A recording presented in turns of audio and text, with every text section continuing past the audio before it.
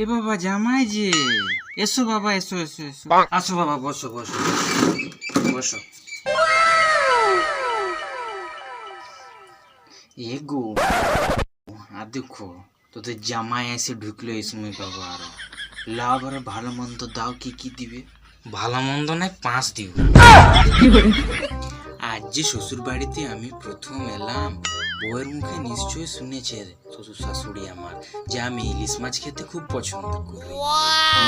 নিশ্চয়ই রান্না বাড়িতে এখন ইলিশ মাছের চচ্চড়ি রান্না হচ্ছে। যাই গিয়ে আমি একটু লুকিয়ে লুকিয়ে দেখে আসি।